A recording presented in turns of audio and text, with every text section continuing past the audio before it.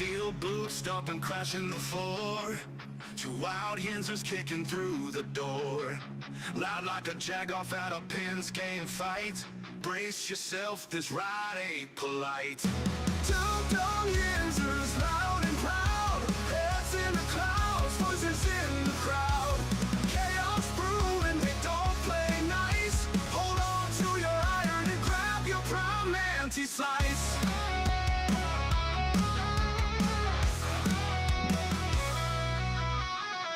Tales from the burg with a hint of mayhem.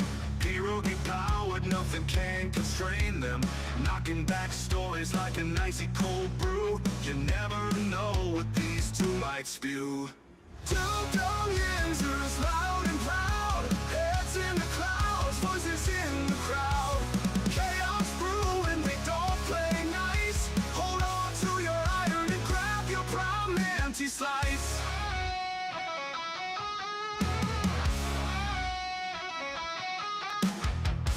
From the bug with a hint of mayhem. Pierogi powered, nothing can constrain them. Knocking back stories like an icy cold brew. You never know what these two might spew. Two dumb Yinzers, loud and proud. Heads in the clouds, voices in the crowd. Chaos brewing, they don't play nice. Hold on to your iron and grab your prime anti-slice. Rivers collide where the laughs always flow. Black and gold thunder everywhere they go. The madcap kings breaking every mold. With two dumb Yinzers, the stories don't get old. Two dumb Yinzers, loud and proud. Heads in the clouds, voices in the crowd. Chaos brewing, they don't play nice. Hold on to your iron and grab your prime anti-slice. Good morning, everybody. Mike, is this air conditioner loud? I don't hear it. You don't hear it? All right. I don't. I mean, to me, it sounds like I'm in a whirlwind, but if you don't hear it, I'm cool with that. I don't hear it. You don't hear it? I don't hear it. Derpy, Corey, you guys, does it sound like I'm in a? I feel like I'm in a wind tunnel, but if it's not, I'm just gonna leave it be because it gets hot in here real quick. But if we can pull it off. Good morning, everybody. Yeah, welcome back to the show. Welcome back. I see Derpy, I see Corey, I see Tortilla. Everybody, good morning. What's going on this lovely Thursday? Thank you, Derpy. Good morning, Mark. Hope everybody's doing well. Got a bunch of crazy weather going on in this world, and I just want to make sure everybody's all right. Hope everybody's doing well. Everybody's fine. Everybody's safe. Mike, I just came across something. It's not sports related, but what is this? Where's that sound? Is that me? That has to be you. It's not me. I don't understand where. Yeah. All right, here we go. I think I found it. I think I found the source. I found something here, Mike. I want to go over real quick with you. It's not really sports, but it's interesting because everyone likes music. I found this chart yesterday. This is ages of famous old rock stars. Mike, I'm going to give you a rock star, and you tell me if they're in their 60s, their 70s, or their 80s. Ooh, okay. All right, you ready? Before we get started. So I'm going to give you 11 or 12 guys. You tell me if they're in their 60s, 70s, or 80s. Here we go. Robert Plant. Is he in his 60s, his 70s, or his 80s? 80s. 70s, 76. Ooh. Mick Jagger. Is he in his 60s, 70s, or 80s? 70s. 80s, 81. Yeah. Ozzy. Is Ozzy in his 60s, 70s, or 80s? So they just retired. I would say his last tour, 70s. Yeah, so he's 76. Okay. I just seen that Sid from Slipknot is marrying Kelly Osbourne, his daughter. I just what? Yeah. Wow. All right. Roger Daltrey, 60s, 70s. Let's go with the 80s. All right, he's 81. Steven Tyler from Aerosmith. 60s, 70s, or Well, 80s? see, I think he's late 70s, early 80s. This is a tough one for me. I'm gonna go with 80. 77. I knew he was up there. Mike, this is one right up your alley. Axl Rose. All right, Axel, he's got to be in his 60s. He's only 63. Yeah. David Lee Roth. 60s, 70s, or 80s? 70s. He is 70, exactly. Yeah. Paul McCartney. 60s, 70s, or 80s? 80s. 82. Yep. It wasn't that long ago. I remember him being 64 because the song When I'm 64 that the Beatles sang, that 18 years sure went fast. I got to tell you that. Last few here. Bono. Is Bono in his 60s, 70s, or 80s? Bono from U2. Bono, damn it. 60s. 64. Yeah. Two more guys. All right. James Hetfield. 60s, 70s, or 80s? I believe he is 61. He's 61. Yep. And finally, Mike, Alice Cooper. Is Alice Cooper in his 60s, his 70s, or his 80s? God, he's another one that's tough. He's looked 80s. old. He was young. He's looked old since he was young. So he's got to be another one of those late 70s, early 80s. I'm going to go with 80. 77. Yeah, see? Yeah.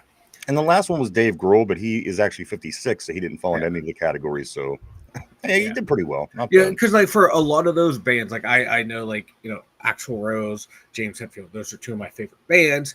They're all like in their 60s. So it's like, okay, everyone else, okay, how many decades before and after did they come along? So it's like, okay, let's figure this out from here. They all seem to be in the, those are the later guys, the guys that were. Yeah, they were all like the Gen X guys, everyone else like the boomer guys or whatever. But it's like, okay, who influenced who? Who came first? Okay, that's how I was trying to figure everything out age-wise. So I don't know. I just thought that was neat because, again, you don't really think of it. And then, you wake up one day and you see their age. You're like, holy shit, Robert Daltrey's 81 years old. And so these gentlemen aren't getting any younger. Neither are we. Good morning, everybody. Welcome back to the show. Welcome to episode 770. We're just 230 episodes short, Mike, of 1,000. We'll be there before you know it. Good morning to everybody on the board. I do want to say good morning to Sticky B. What's up, Sticky B? What up? Big John Stud, middle name Mud. Corey Beavers, my man, Derpy, Tortilla. Everybody, good morning. Good morning. Good morning. Welcome back. Let me get through some of these messages real quick, Mike, because they seem pretty funny early on, and I want to get to them. Let's see. Early on, Derpy says, "What's up, you motherfuckers? What's up, you retarded son of a bitch?" God damn, Derpy with the foul language. I got to tell you, though, Derpy, I want to talk about him in just a second, but let me get through these messages, Mike. Yeah. Derpy says, "Mike, you look as beautiful as ever. And Ryan, you look like the Burt Belly champion till this day." It's because I am, and he is. I'm just a beautiful motherfucker. Corey says, "Good afternoon, guys. Thanks for the quick replay today, Mike." Or reply, I'm sorry. Oh, yeah, I got you, bro. Let's see. Derpy says, "Sup, Corey? Tortilla, half of Mike's face is in the shadows. He looks like a supervillain. The Great Bulk." Yeah, Bulk Hogan's in the shadows. Always lurking. Let's see. Mark Malone, hey, what's up, Midget Maestro? See, now Derpy doesn't hear it, but John does hear it. And I mean, is it distracting you, John? If it's distracting, I'll cut it. But like I said, it gets really hot in this bed. I'm down at the end of the hall now with my new studio, and I'm directly above, like where I'm above there. It's all heat. There's no air conditioning, so the heat rises real fast. So if it's a burden, if it's bothersome, let me know. I'll turn it off. But if I could get away with not doing that, I'm going to do that. John says, "Mike looks like a bald Jim McMahon." Hey, I like that, Mike. I'll take it. I'll take it. Super Bowl winning bald Jim McMahon. Exactly. Corey says he looks like NWO Hogan. Seem like that's what you're kind of shooting for. You're like the with the American colors though. The NWO always had like the black and the white, which was badass. Yeah. Let's see if you're hot. Leave. I know, but like I said, I don't want it to be. I don't want it to be a problem. I don't want it to be. I don't. Yeah. Martin Malone says he can't hear anything on his end. Sticky B, what you know about Sticky B? He says just saw Metallica Pantera Suicidal Tendencies at 49er Stadium in Santa Clara a couple weeks ago. Awesome show. Those are three bands that I would love to see right now, especially at this point, because again, we're all getting older. They're getting older. Yeah. And I would love to. I've never seen Suicidal Tendencies. I never seen Pantera. You know what? I would go to see this show in a second. I really would. If this was here in Pittsburgh, I would drag Mike along. He'd probably drag me. He's the big Metallica guy. Yeah. Good morning. Good morning to Jen on the board. Always great seeing Jen. She said she laughed so hard watching back yesterday. It was a good one. Yes, it was, ma'am. Good morning, everybody. Good morning. Welcome back. Welcome back. Welcome back. I said, Derpy, what's up, man? I watched your show the other night when you were live. I gotta say, it was good. He was talking about the new Superman movie, and I'm not really interested in superhero movies, but to hear Derpy talk about it, it was exciting. He went on. He had a buddy on. It sounded like his buddy was in a closet, to be honest with you. I didn't know if he was there or if he was yelling through a speakerphone or what was going on. But Jen says she's wearing her Boom shirt right now. But it was good. Like I said, Derpy was really excited about it. He said it was the best Superman movie he's seen yet. And I trust Derpy's word in these Superman. The guy wears a Superman cape when he goes to places. So if I'm going to take anybody's word, it's going to be the guy that wears the actual cape. And again, you wanted to get a review, go check out Derpy Entertainment over right here on YouTube, and you'll hear him talk about this new Superman movie. Sounds good. He's going on about it's not Marvel, it's this, it's that. He knows the whole thing. He knows the whole. It's not really up my alley, Mike, but Superman, brand new movie. Check out Derpy's review. You won't be disappointed. No, you won't. Derpy right across Jen's chest, she says. And Derpy says, boom. Yeah. Good morning, everybody. Good morning. Let's start with some. Let me ask you this, guys. Before I really get into the Steeler football talk, who's going to have a more successful season this upcoming season in their New York Threads? Is it going to be Russell Wilson with the Giants, or is it going to be Justin Fields with the Jets? And let's talk about both. Well, who's going to have a better season as a quarterback, and who's going to lead their team? Because these are two not very good teams, but I tell you what, every once in a while they do put a nice little team together, and then they're able to do something. I don't know if now is then for either of these teams, but what do you guys think? Who's going to perform better their year after the stint in Pittsburgh? Is it going to be Russell Wilson in New York or in the Giants uniforms, or is it going to be Justin Fields in the green? Let me know what you think on the board, Mike. They're both kind of a train wreck right now, both of these squads, and both of these guys are kind of again, who knows? We just cut them both, so maybe that speaks volumes. But Mike, who fares better in this upcoming season? Is it going to be Russell Wilson in the Giants or Justin Fields in the Jets? That's going to be that is a tough one. Like that's a real tough one. Damn. I think the Jets might end up. I'm not looking at their schedule, so I don't know who's playing who this year. Maybe the Jets. Maybe Fields with the Jets, because he only has Tyrod Taylor behind him, whereas in New York, you got Jameis Winston and Jackson Dart sitting right behind you. So if you start to mess up, you can get yanked quick. And they got two guys that they wouldn't be hesitant to replace you with. So that's leaning towards the Jets with Justin Fields. I think Fields will have a better stint than Russ. And that's very possible. Justin Fields is a younger guy, and he's still a young guy, and he's still trying to reach his potential in the league. While the other guy, come on. He's a year or two out, I believe, from being, from walking away from the game here. Yeah. For that reason, maybe I might say Justin Fields. He has he still has his legs. He has things going on for him. Again, we were 4-2 when he left the starting position last year when Russell Wilson came back from his injury. Russell Wilson didn't do bad. He didn't do great. Whatever the hell that was it sure felt a lot like what we've been dealing with for the last 3-4 seasons with our quarterbacks. But at the end of the day, if you're not one of these elite guys or somebody close to it, isn't this? This is basically what you got to run the league. A bunch of these guys that just really aren't. You got a bunch of dudes. The bunch of dudes that just aren't going to get it done for their team. yeah, you got borderline starter / backups, someone like Justin Fields, guys that are on their last leg, like Russell Wilson, a handful of elite guys, and a bunch of guys in the middle. That's the quarterback position in the NFL. Right. See, it's funny that, like, for the Giants, I like their skill position players a little bit more than I like the Jets, but I like the Jets' offensive line more. I think you combine both their offenses, they'd have a pretty good offense. They might be a good offense, yeah. I really like the. I got to tell you, Mike, if you had both Jets. of these teams as offenses together, you're probably going to still need a quarterback. Yeah, you would. You'd be that offense would be a quarterback away. Yeah. That offense would be an Aaron Rodgers away from being a competitive offense, because you'd have Malik Neighbors, Slayton. Was it Garrett Wilson? That's a nice little trio there at wide receiver. But no, it's going to be fun to watch those two who do what, who's going to do well there. But I'm leading towards Fields, that team having more success than the Giants. At least offensively, because I like the Giants defense. I love what the fuck they did there, but how far that is that going to carry you in that division? Let's see what some of the people on the board say. That's I'm going to come back to Corey, because Corey's he mentioned something about Superman, and I do want to talk more Superman this morning. So Derpy, hang tight.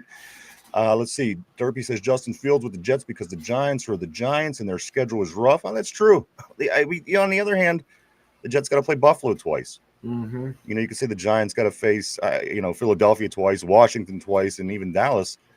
But which is tough. Like the Giants open with Washington, Dallas, KC, and the Chargers. That's a pretty tough 4-game stretch right there, especially for that team. That's the Giants? Yeah, that's the Giants. It's a rough opening schedule. Sticky B says Russ gets replaced by week 6. Dart is breathing down his neck. Maybe.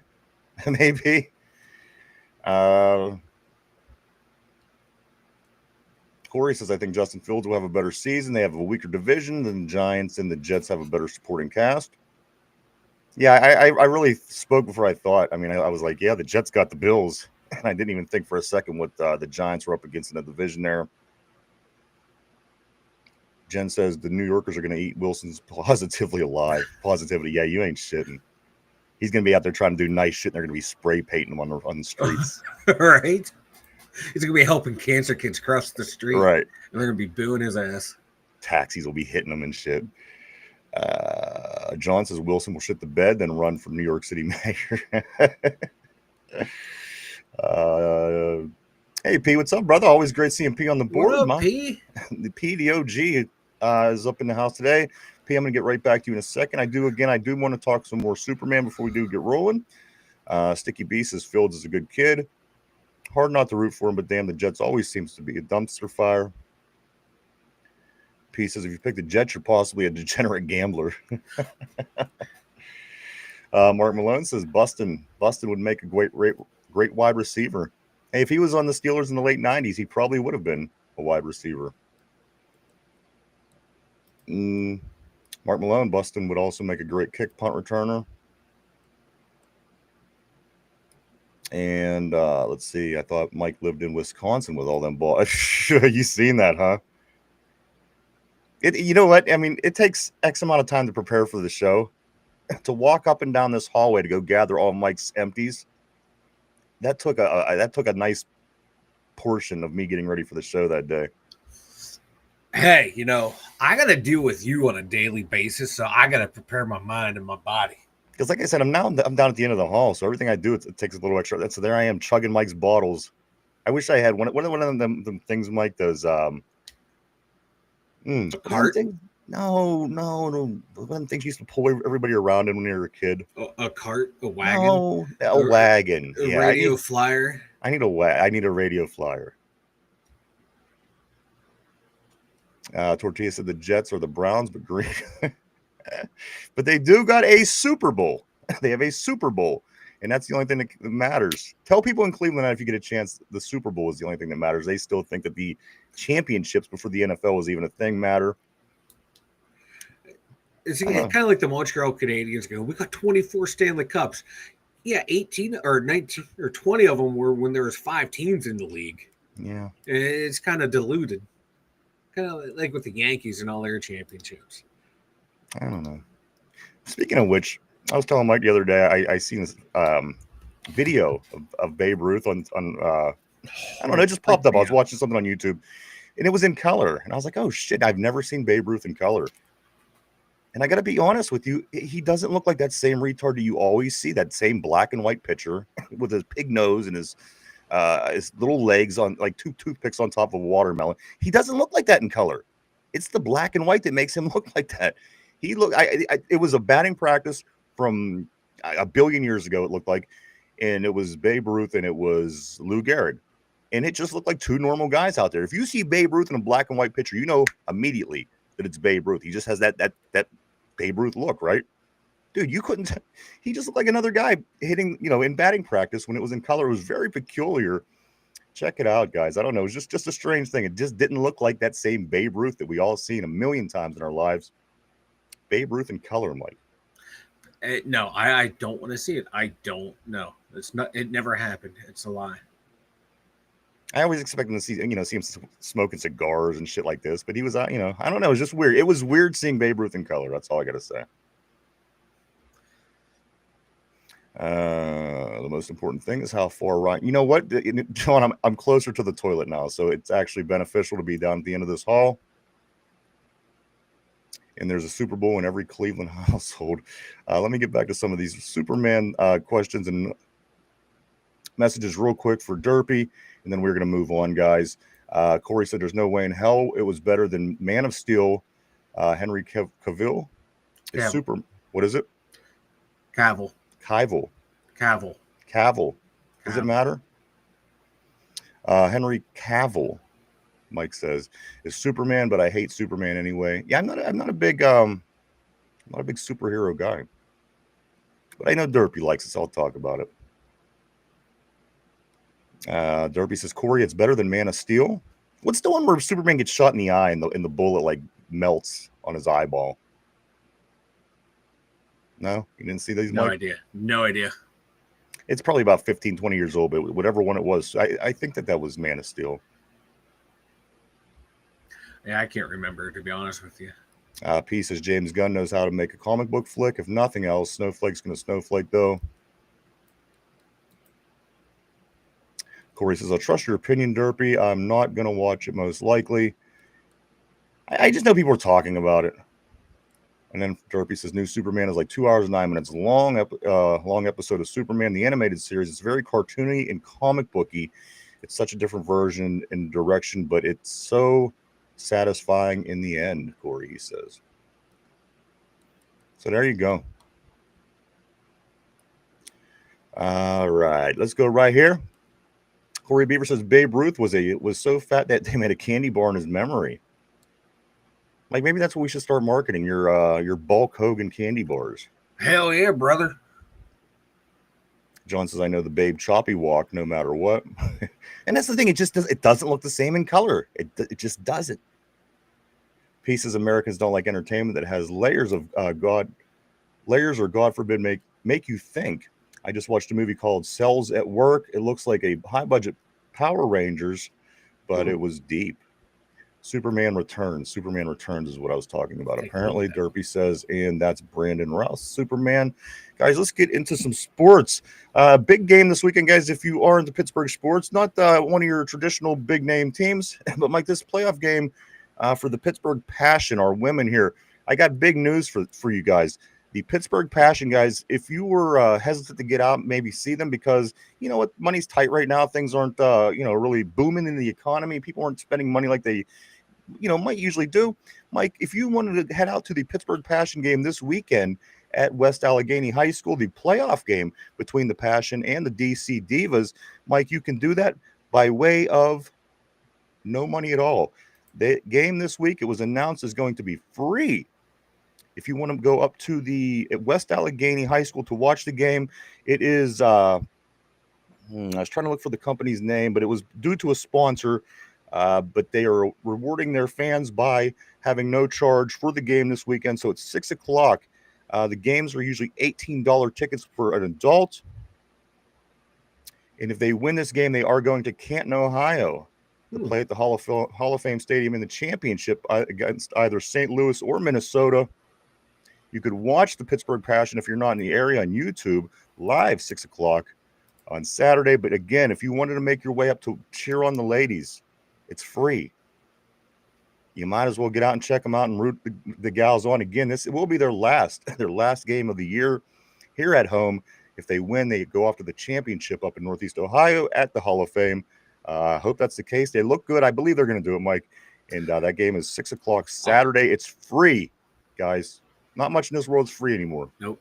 Like when you have the best quarterback in the league and arguably the best defensive player in the league, they better win the whole fucking thing. Yeah, I'm feeling really confident about these ladies. I just wish I could find the sponsor's name for them to put it out there because, again, they're letting people in for free. I mean, that's Yeah. I don't know. It did exist. It doesn't exist anymore. I don't see it. So let's move on, everybody.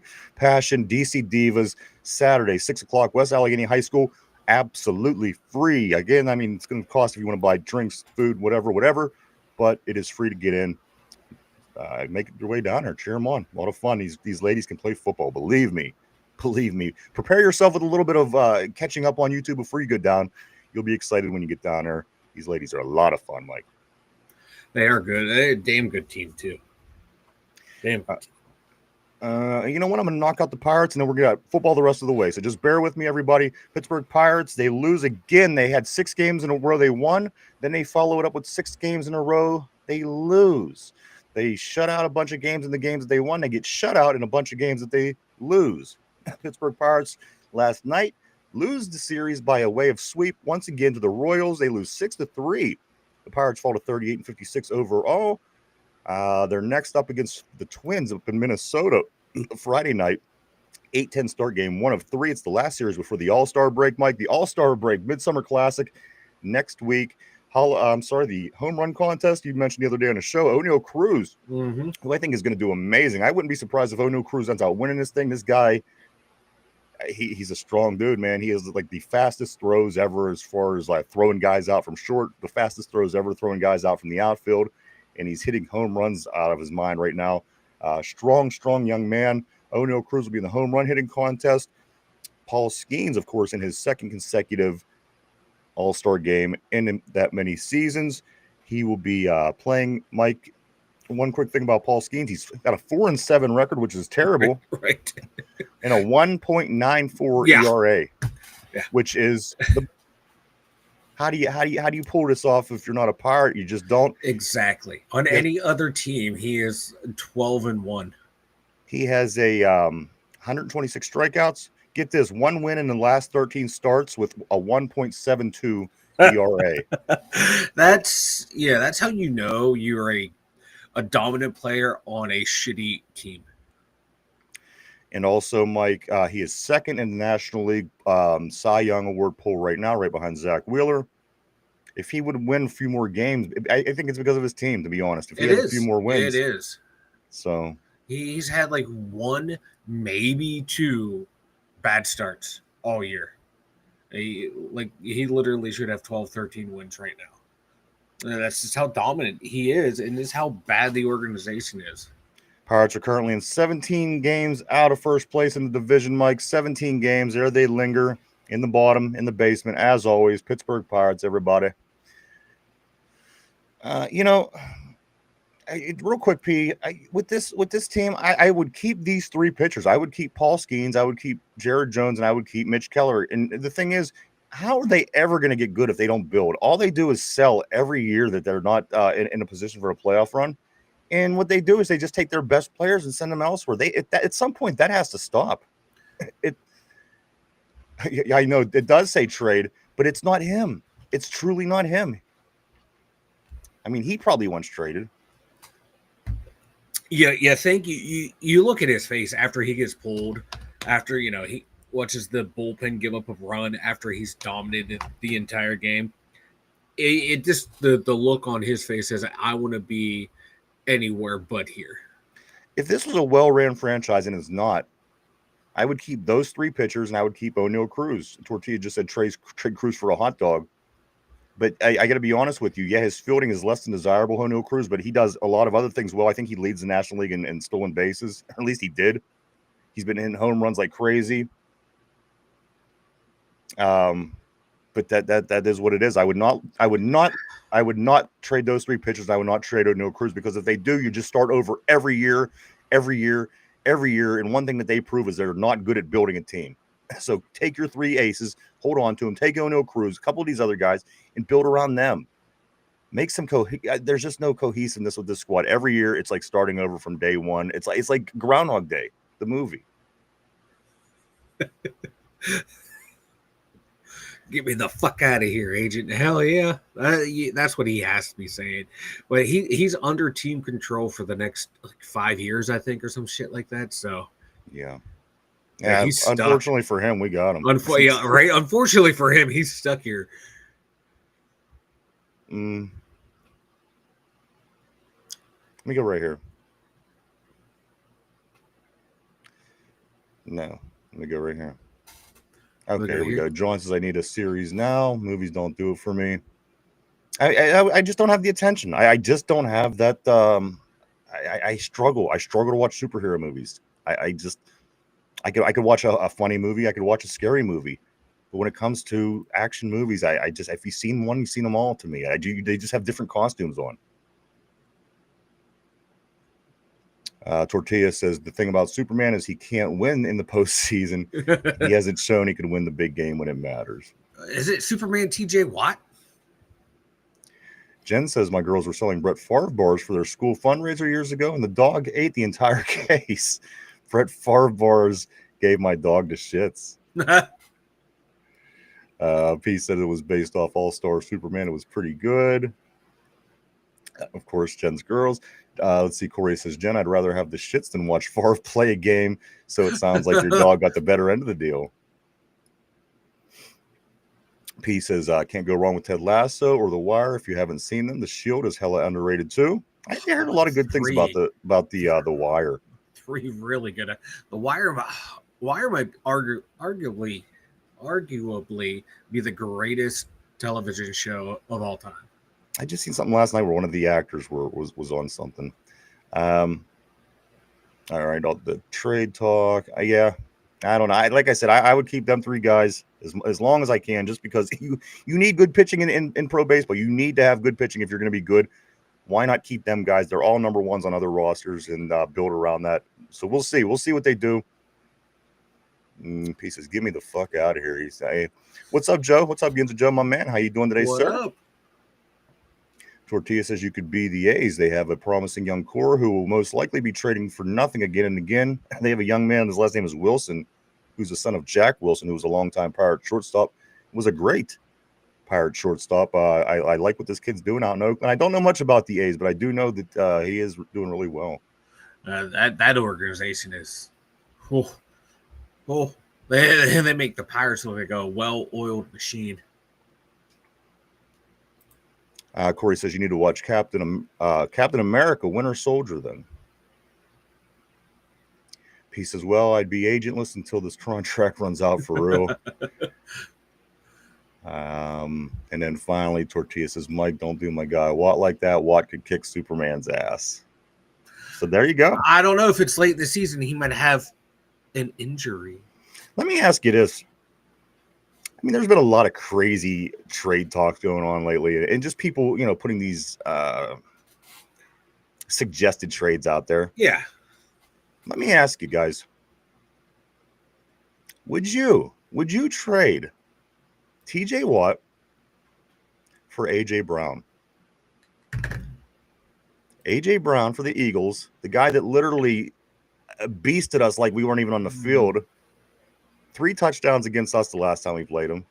His receiving is of another, it's otherworldly. Just won a Super Bowl. Anything through the air was a lot to do with him. Would you trade TJ Watt for AJ Brown?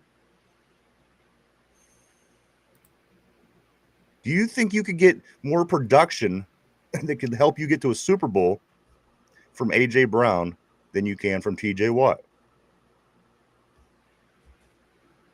Don't no monies, no situations. Yeah. Straight up, would you take that? Would you make that trade if you were the GM? Oh, I would. Would you? Yeah, I would. Is he more valuable to the offense than TJ is to the defense?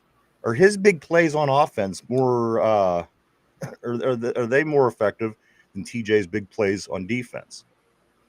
RB, what's up, my man? RB on the board. RB says not AJ, but I do it for McLaurin and a mid. And the thing about McLaurin, I mean, he's somewhat of a possibility. I don't think we're gonna do it. It's not gonna happen. Yeah. But AJ Brown just seems untouchable to me, Mike. I wouldn't trade that guy away for nothing. But I feel the Eagles, if they could get their hands on TJ Watt to make that defense even more devastating, it might not be out of the question. Again, AJ Brown, guys, he might be the best receiver in the league. People talk about Diggs, people talk about these guys. And don't get me wrong, Jamar Chase is something, but again, at the end of the day, AJ Brown's just been beasting everywhere he goes. The guy's a monster. And again, you kind of look at the way people play you. And I look at the way that AJ Brown it's not even like our defense is on the field when he's out there. The guy is just a man above. He's just a man amongst boys when I watch him play. I think I would take it. I don't know. Like I would. Like you said, in this hypothetical, like contracts are thrown out the window. But straight up for those two, yeah, I'd take AJ Brown. I would. I like TJ Watt. I right. That's what makes it difficult. Show, but that's It isn't like we have a reason to want to send TJ down the road, which makes it more difficult. If there was an issue or anything, you might be able to justify it. But that's a tough one, Mike. It is too, because you would upgrade the offense. We all say around here, we got to get back into we got to get into the modern era of football. This would be it. Shedding a defensive star to get an offensive star. Okay, so we're going to score more points now. The defense may give up a few more points, but now we're potentially going to have two top flight receivers, a top flight tight end, pretty good running game. Especially, I mean, come on, DK Metcalf on one side, and him right here, you would be able to score a shit ton of points. It's not like you would have a Cincinnati Bengals defense. The Steelers defense might go from like 8th overall in the NFL down to 12th, and that would still be doable right there. In this hypothetical, I would. It would suck to trade him straight up just for AJ Brown, because I think you would get more in a trade for picks back with AJ Brown. But again, all that's irrelevant. That's irrelevant. Yeah. I'm just speaking out into my own head here out loud. But yeah, I would. It would be a tough move to make. I would hate to make that move, but I would. It's almost like Mike, like the Minka trade, because on one hand, you know that you lost something good, but on the other hand, you know that you got something good. Yeah. So you'll battle with it, but at the end, I think you'd be okay. Yeah, because then let's say you get rid of Watt. Okay, so we're gonna move Herbig over to that side, and then you would have Sawyer backing them up. Then you'd create a hole in the defense, but I think you could find another outside linebacker edge to fill up a backup role, and I think the offense would be so much better than what we had here, to where you could lose Watt to where it wouldn't be that much of a damage. It would suck to lose Watt, because you never know when Watt's going to make that game-changing play. But it would be nice to have an offense to where we won't have to count on it. We don't have to even worry about it. Yeah, so for me, that would cancel it out. Okay, now we have an offense that can produce points, but we're not counting on one guy on defense to come in and save the day. Oh my God, we need Watt to make this play so we can win. Now it'd be okay, our offense is going to go out there and respond and put up points and control the clock. So it would be a win that way. Let me ask you this. Fourth quarter, mid-season, TJ's on the sideline, getting his air like he does. But you need 3 touchdowns in a game to get back in it. TJ Watt isn't going to do a damn thing for you. Somebody like AJ Brown could certainly go a long way in that. Swing it. Yeah. And here's my thing. Being the highest paid defense, they're saying we're going to be anywhere between 8 and 11 right now, the 8th or 11th best defense. Do you expect more, guys? Do you expect more from this defense, being that it's the highest paid defense in the NFL? Do you expect more from this defense, being that they say we have one of the top defensive lines, one of the top defensive linemen TJ Watt, everybody's making a big fuss over. Do you think that our defense should be ranked higher? Do you think that our defense should be more of a dominant shutdown defense? Do you think that our defense, are you happy with what our defense brings? Again, everybody's going to come back and say, well, we need to score more points, which is 100% true. If we score more points, that helps the defense out a lot. But are you happy? Are you happy with our defense right now? Would you like to see, the guy that's making all the money in the world is on the best defense, on the highest paid defense, and yet the defense still sits anywhere between 8 and 12. 8th or 12th rank. So, I mean, what do you guys expect from your defense? Again, we love these guys, but on the other hand, we've seen Minka go down the road. But again, you get something nice back in return. Mike, are you satisfied with what this defense is, what they do from week to week? Being the highest paid in the league, I mean, that tells you you're come on. You're sold. Yeah. You sold on the deep. Yeah. Overall, last year, for points scored against, and that's how I rate defenses, not on total yards giving up. So we were the 7th best defense last year. We gave up 20.8 points a game. But you look at the last 3 games, we averaged 25.3 points given up. So that means, in crunch time, in the must-win games, this defense faltered. And when you're looking at it as a litmus test, Mike, those are the teams that you really have to look at. It was Philadelphia, it was Kansas City, it was Baltimore. Yeah, we're giving up 25 points a game. That's big. Yeah, and that's we dropped precipitously. We went from 7th down to like 17th, 18th in points given up in that range.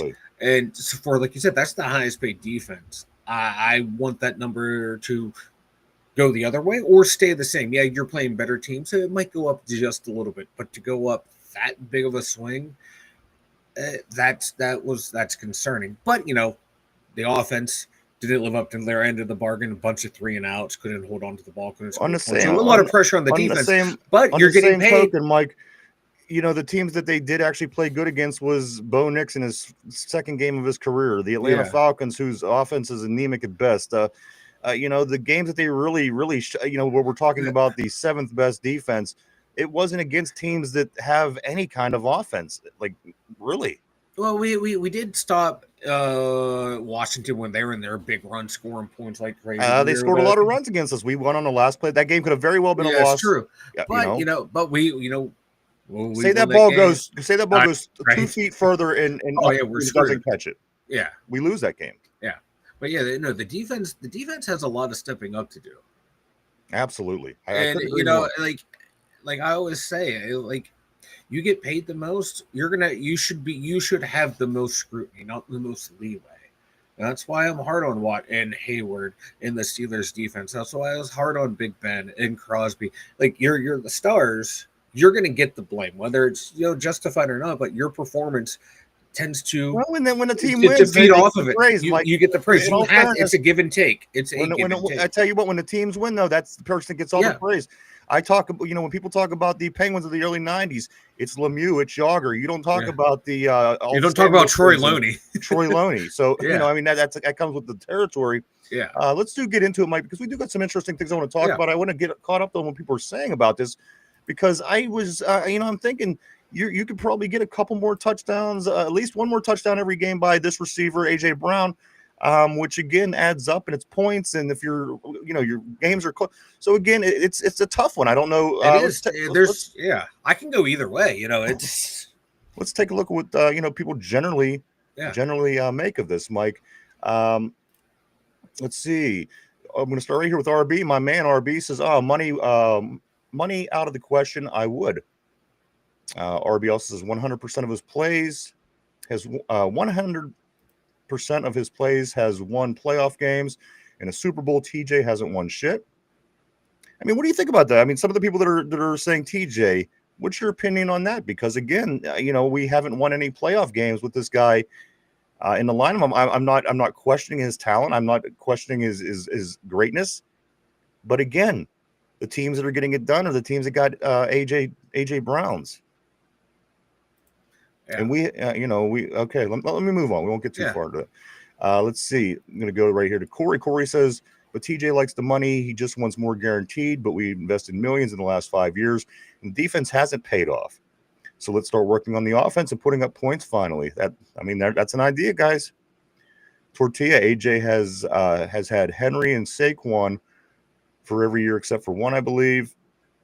Not saying it's all production, but playing with the top running back helps the wide receiver. And that's a pretty good team overall in Philadelphia. Don't get me wrong, but like I said, when you play us personally and how you beat us is kind of how I remember you. And he just beasted us. It was like we were kids. AJ Brown. Tortilla 1-11 without TJ. I think not having AJ doesn't hurt the offense as much as not having TJ hurts the defense. I'd rather have Watt and Ramsey over DK and AJ. RB says TJ has taken the doing nothing but rush the passer approach since the defensive player of the year snub. He's not sniffing 18 sacks again. I'll bet my money on it. Oh yeah, like earlier last year, he was playing more in control. It felt like early in the season, trying to stop the run, and then I'm just rushing the quarterback, And unfortunately for him, that's the argument on him. People were saying that going into the season. Yeah. He's not that great of a run defender. I'd like to see him step up a little bit more. Because that defensive player of the year, that the year he won it, he was all over that defense, rushing the passer, stuffing the run, playing back in coverage, all over the ball. That's the TJ Watt that I know and I love, and that's not the TJ Watt we have seen since then. I want to see that Watt back. P says Philadelphia is right down the road, so you wouldn't have to uproot the family. Eagles are not paying TJ's ridiculous wages, though. John says without a franchise quarterback, adding 0 weapons doesn't matter. Sticky B says keep Watt and trade for Scary Terry. I mean, don't get me wrong. If we could get Scary Terry, I would do it in a second. Yeah. I would do it in a second. Yinzer Joe, what? Are we trying to be like the Bungles here? Hell no. Keep TJ. AJ Brown, McLaren will want big money. All we need is another decent wide receiver, good safety, and sign TJ. RB says, let's be honest, it's not hard to find a 10-12 sack edge and a 3-4 for under $120 million. Or a dime a dozen at this point, feels like. I know. That's what I'm saying. What we're paying all this extra money for is for TJ to punch a ball out of somebody's hand at the end of the game at some point during the season. That's otherwise that's what you're getting. You're getting a lot of these other guys. Basically, like when he has those impactful games, fuck yeah, it's awesome. He changes the entire complexion of the game. He's won us games. But you gotta, if you want quarterback money, you should be held to the quarterback standard of every time you're out there, you have to make a play. Right. It's an ungodly expectation, but guess what? But you know what? Quarterbacks touch the ball every play. If you're on defense, you better be all about it. You got to be disrupting the play every play you're out there. And otherwise, what's the if you're going to make a play every 3 or 4 series, is that worth quarterback money? Yeah, you gotta make plays. You have to, or influence plays. You gotta influence the game, even when you're not producing. Which he did early last year in the games where he wasn't. His stat line didn't look pretty, but you go and watch the coach's film, and you see him forcing plays to go the other way, forcing quarterbacks to check off receivers because he's in their throwing lane, and it wasn't there late in the season. Tortilla says literally Watt was undisputed as a top 3 defender until his last 5 games. He's won us countless games. Without Watt, we're damn near the worst team in the league. I agree. He needs to be better late. RB says, by the way, nobody talks about TJ's playoffs. He plays so hard, no one else doesn't. Who don't leave the field ever. Give me a break. Insult to everyone who don't come out. Sticky says if our offense can't keep the D off the field, doesn't matter how good they are, they get tired in the 4th because the D is on the field. And that's what you see a lot of the time. You see Watt, getting his air on the sideline. You see Cam on the sideline, and we're saying, why are these guys not in? It's a big part of the game. And it's like the first drive of the game. If it goes past midfield, you see those 2 guys sucking air. I get it. You want to save yourself to have that energy later in the game, but come on, when you're coming out of the first drive of the game. Come on, bro. Max Crosby doesn't leave the field. Jen says, with TJ, we should not be behind 3 touchdowns in the 4th quarter. And if the offensive The offense would be on the field more. The defense should not be gassed. John says the D issues aren't the players. It was the BS conservative Tomlin schemes. He says TJ Watt's cap hit for the 2025 season is $30.418 million. He negotiated himself into the corner. Just play and stack that bread, though. RB says, name me a good football team with a $100 million defender. Good football team. Chiefs? I don't know Chris Jones's contract, but that's the one I can think of off the top of my head. And that'd be about it. I mean, any of these other teams aren't any good. They got these guys. Yeah, because I don't think the Eagles, a lot of their players are under shorter contracts, not long-term contracts. Tortilla says, but he's also been on one of our only players to do good early. His literally going down as a Hall of Famer. If the number one defender, how bad is his fall off going to be, and how sudden? John thinks that Minka was fed up. You know what? That came up the other day. I mean, was there issues? There might have been something going on with Minka. That didn't even cross my mind until the other day. I read a couple things, and that could have been the case. Mark Malone, those 3 games in 11 days didn't help the D. No, you're right. But you know what? Kansas City had to play 3 games in 11 days. Baltimore had to play 3 games in 11 days, and so did somebody else. So, I mean, you hate to use that as an excuse, but it is. I mean, come on, it did play a role. At the end of the day, we were the team that wasn't able to get it done out of those teams. Our beast is a $100 million defender, shouldn't be allowed to leave the game. It's insane for what he's paid and how many plays he takes off. Mike, these are, these right up your argument. They're valid points. Like, he's like, you'll see like a crucial third down, and where's Cam? Where's Watt? They're on the sideline sucking air. And all the other starters are out there. You remember, Michael, do you remember watching Lawrence Taylor when we were kids? It seemed like Lawrence Taylor was in every single play. He was an outside linebacker. If he wasn't sacking the guy, he was 10 yards downfield making a tackle. He was breaking passes up. We need a guy that's just going to be... That's cocaine. Well, I guess give TJ more money, he could afford more coke. Yeah. I mean, these guys played out of their... This is what you want to see for the money that the guys on defense that make this kind of money make. Yeah, I want to see a guy playing out of his mind. Otherwise, if the margin between you and everybody else isn't that much, is it really beneficial to give this person all this money? And what's the word I'm looking for?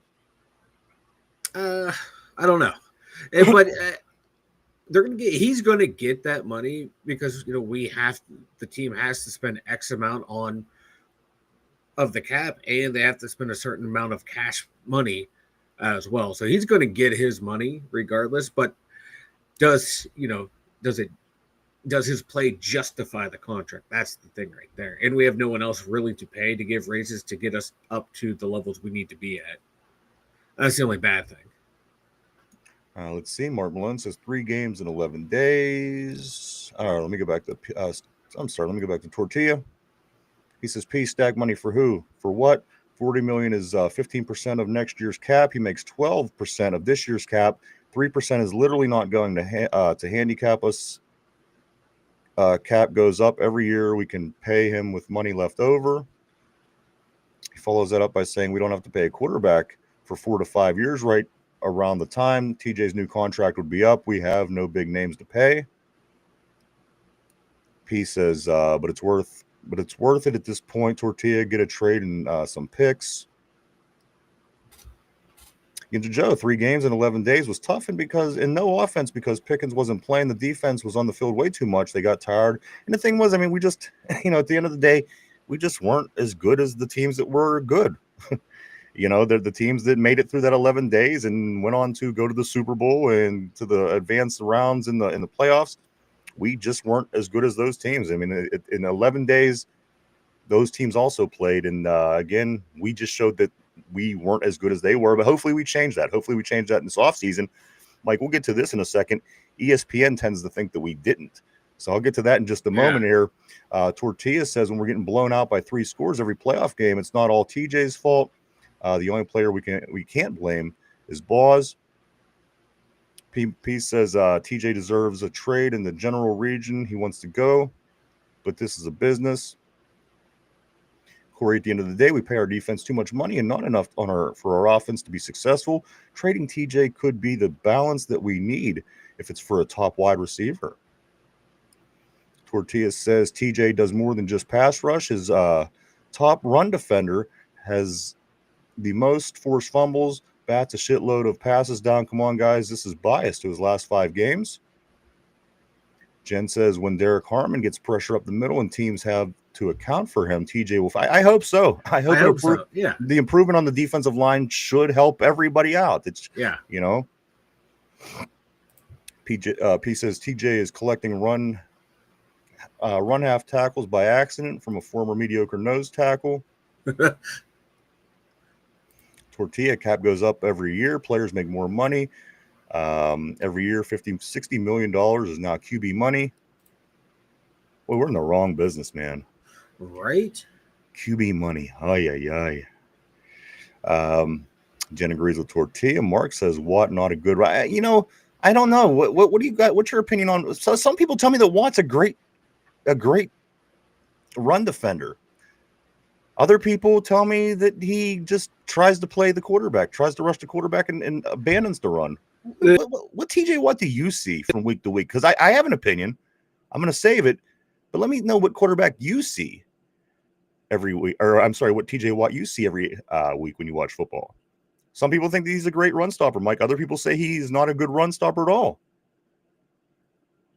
So let me know what you think on the board, guys. It wasn't the Texans with the other TJ. It wasn't the Texans with the other Watt. That's P.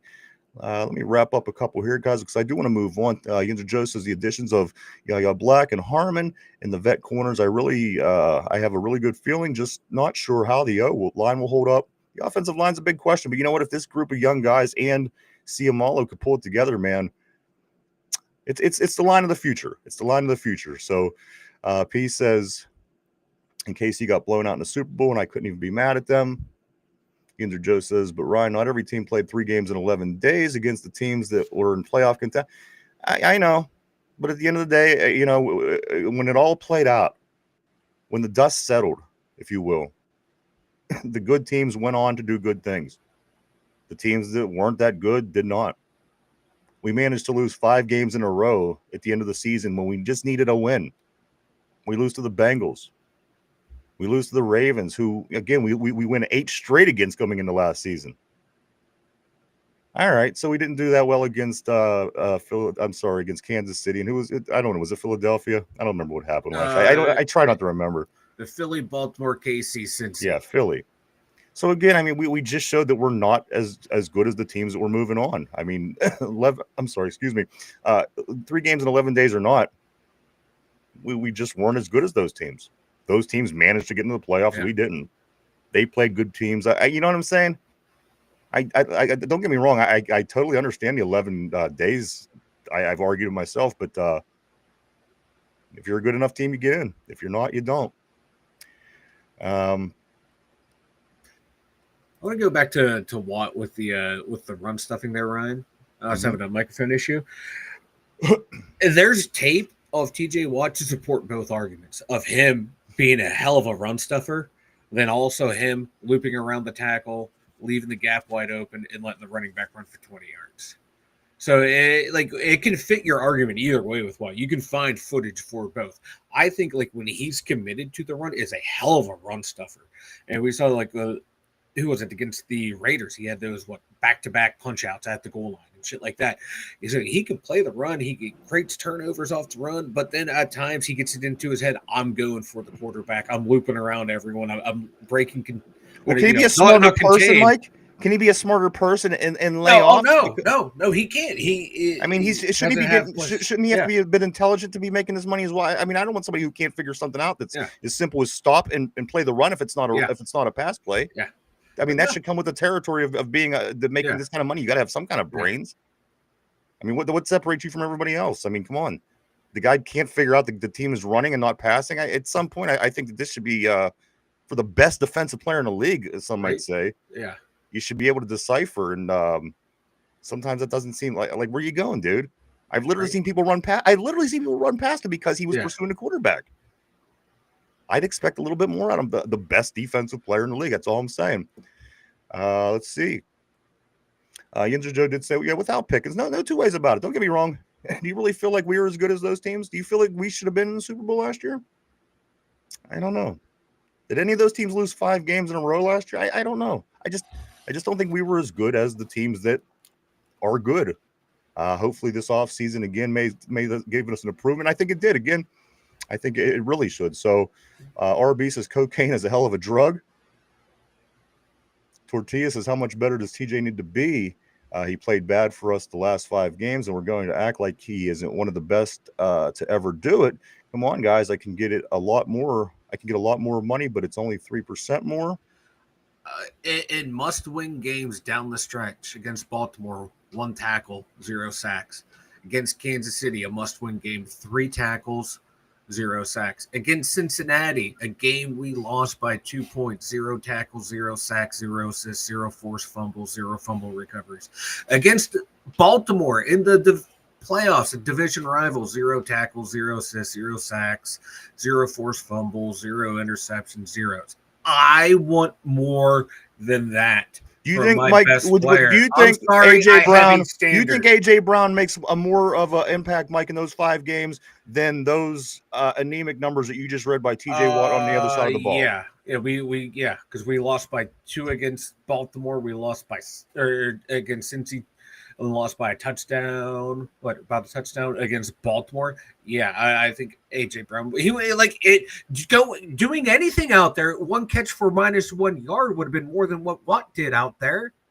I'm sorry. I have high standards and expectations for the best player on the team. I don't know why that's a bad thing. I don't know why people. I expect more. I expect more. P says cocaine and God-given ability. Hey, that's a baby combination there. Let's see. P says, if my break glass in case of emergency has Pickens, I'm going home. RB says, oh bullshit, I was upper mid-level athlete. I had D1 scholarships playing 3 times in 11 days. Is shit if you're in shape and focused. Does it suck? Sure, but it's not. Exactly. It's sports. Sometimes you get big breaks in between your games. Other times it plays out this way. If you're the Steelers, you might get 3 games that are prime time, that are in important slots because, again, they're the Steelers. So let's move on. Mark Malone says those 3 games didn't help an injured Watt. And that's another thing. This cat's injured all the time. All the time. PFF has a number 1. Teams never run toward him because when they do, he stuffs them. Again, this is what I'm saying. I want to know what TJ Watt you see, because I don't see this sometimes, and it's a concern to me. It's funny, like I said, there's a video for everything against the Falcons week 1. BJ Robinson runs right at him. Watt loops around the defender, blows up the play in the backfield for a loss. Against Dallas, they run right at him. What's he do? Loops around the tackle, big hole, 20-yard gain. There's video evidence to support both arguments for TJ Watt. He's a great run defender and a lax run defender. I agree. That's TJ Watt, please stand up. Exactly. That's what, because that year he won the Defensive Player of the Year. In the years leading up to it, he was all over the place. Now he just wants to go after the quarterback to get the sacks, so he can be. So people talk about him being better than Myles Garrett. That's all he cares about anymore, is beating Myles Garrett on every single stat, and including the contract. Corey Beaver says TJ falls for the play action too much and rushes the quarterback even after the ball gets hit. That's my issue right there. And I've seen it a number of times.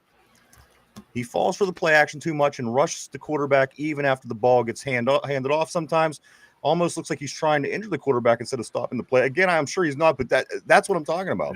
I don't know how many times I've seen the ball runner run right past him. That should not happen to the best defender in the league. Yeah. Even if you have your mindset on sacking the quarterback, again, you should have awareness to say, oh, well, you know what? This quarterback doesn't have the ball. It's the guy that's running past me that has the ball. Yeah. Even if your assignment is to do X, you have the freedom to do Y. You know, we see it all the time. You know, in sports, especially here in Pittsburgh. Like, if you're a great player, you have freedom if you notice like, hey, I'm supposed to blitz on this play, but I know I'm not going to get there. I'm going to hang back in coverage. Do it. But Watt seems to not do that. He seems to do whatever I'm told to do. I'm going to go do it. P says 3 games in a row. Players get sloppy. I vividly remember linebackers trying to shoot the gap on a blitz and stepping on my hand and getting an offsides. Mark Malone, I've watched him shut down the run every time Tomlin doesn't have him crashing down on the quarterback. John says excuses are just like assholes. P says offense went to sleep. Offense went to sleep, and if last season, the end of the season, I just don't know if our offense was good enough. Again, those are some pretty good teams, man. Especially the defenses. I mean, Philadelphia, Baltimore, not so much Cincinnati, but you're fighting a whole different beast with them. Tortilla says, "Come on, guys! His rated number 1 in run defense is clearly." I know, but I can't explain what I see on Sunday sometimes. Tortilla, and listen, I know you know what you're talking about. I'm not arguing you. I'm just kind of arguing what I see. When I see him run past a running back that has the ball, it drives me crazy. RB says that's my point all along. Ryan, he's chasing personal accolades and not team goals. Is he smarter? He don't care. Is that what it is? I mean, Mike, you just said that where he's worried about him and Smiles Garrett over there in Cleveland. Is that what it comes down to with TJ? Yes. I mean, yes. Yeah. When Myles Garrett won the Defensive Player of the Year award, he was all butthurt about that. The new contract came out. He has his brother who is his mouthpiece because TJ Watt won't say anything for himself. Going, should have got the contract done sooner. Now you got to pay more money, Pittsburgh. He wants 1 penny more than Myles Garrett. Why don't he cares when he could get a penny more is when he could win as many playoff games as Myles Garrett. Myles doesn't have a lot, but Myles Garrett has a playoff win. That's all. The Cleveland Browns have more playoff wins than see what I'm saying? I want to see these. At the end of the day, and people say, well, it can't all be blamed back on Watt. But then on the other hand, they'll tell you about how great he is. And again, we're 1-11 without. I'm not arguing Tortilla. Believe me, brother, we agree on most things. But on the other hand, we're 1-11 without him. So this TJ Watt thing is interesting, guys. It's certainly debatable, and a lot of good comments today. I really do want to say.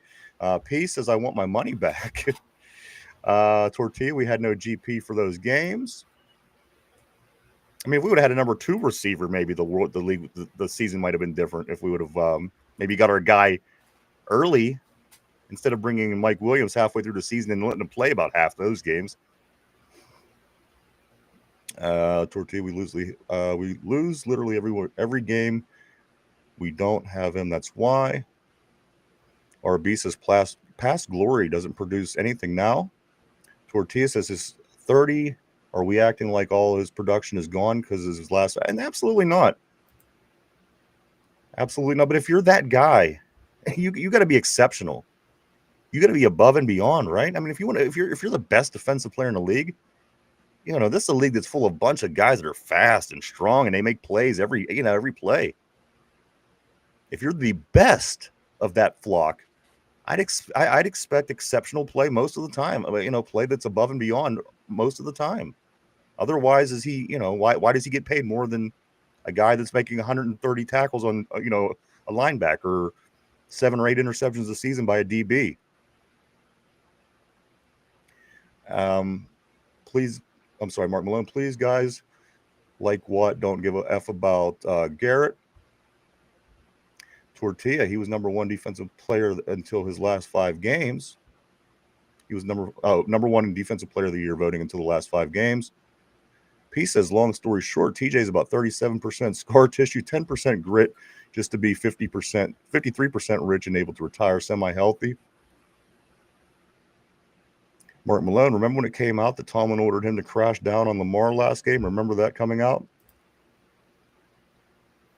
Our offense is good enough this year. Last year, yeah, we sucked, but we had shitty QB. No 2 ways about it. That's why this year should be a little different, right? I mean, considering, again, Aaron Rodgers knows what he's looking at least.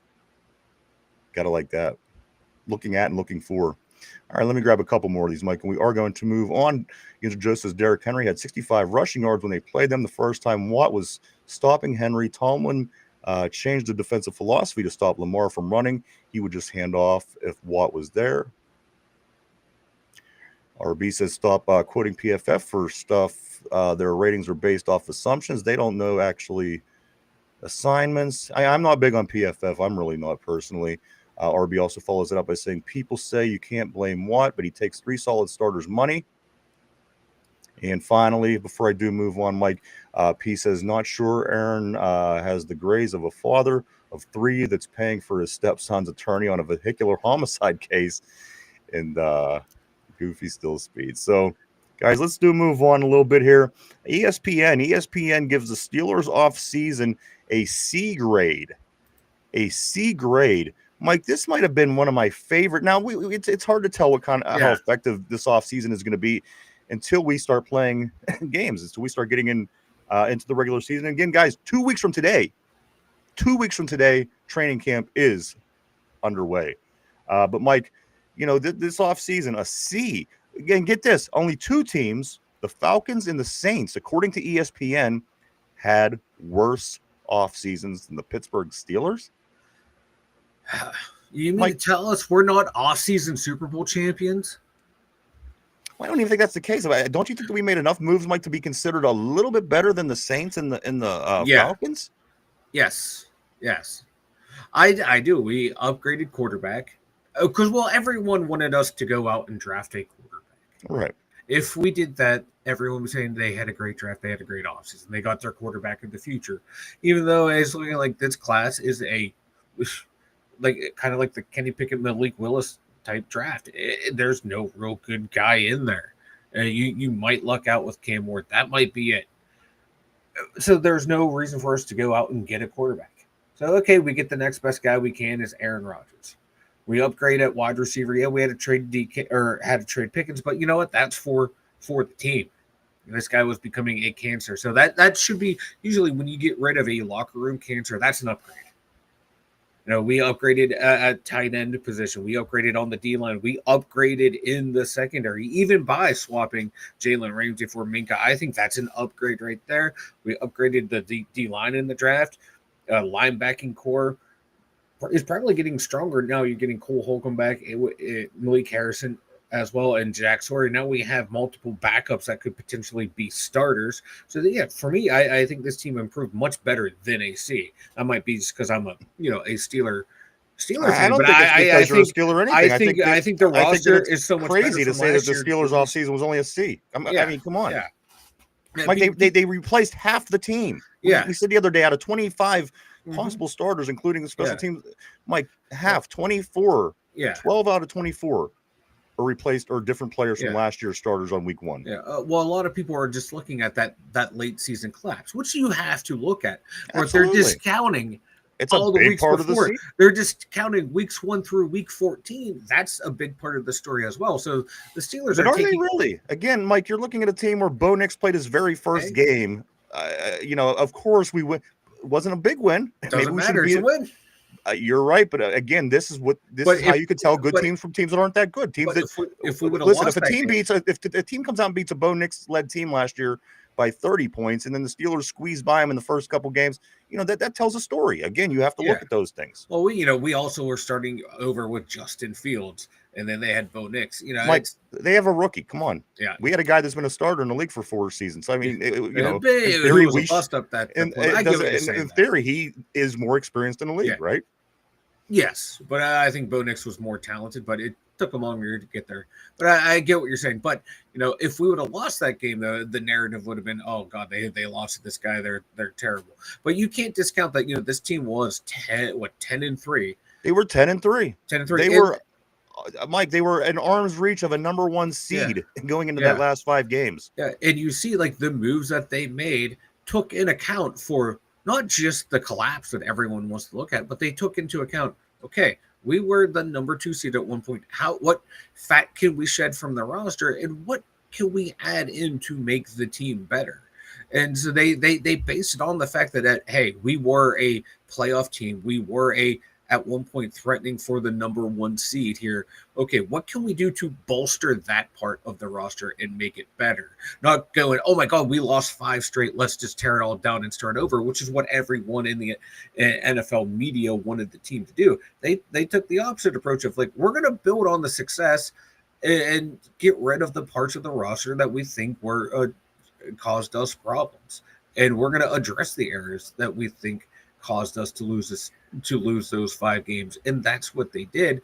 For me, that's good. That deserves at least a B. That they were able to recognize the good and the bad, and attempt to uplift the good and limit the bad. So I think it was a good offseason. Now, is it going to pan out? That remains to be seen. But the moves they made there's no way to know until they touch the field. For me, the moves made sense if you look at it critically and take emotion out of it. Take away Pickens. I like Pickens as a player, but looking at it critically, I would it have loved made to have sense. those 2 wide receivers. I would have loved to have, DK, but I get why they did it. Absolutely, everybody gets it. But I mean, could you imagine? Can you imagine having those 2 wide receivers, especially with a quarterback that could get the ball out to them? Yeah.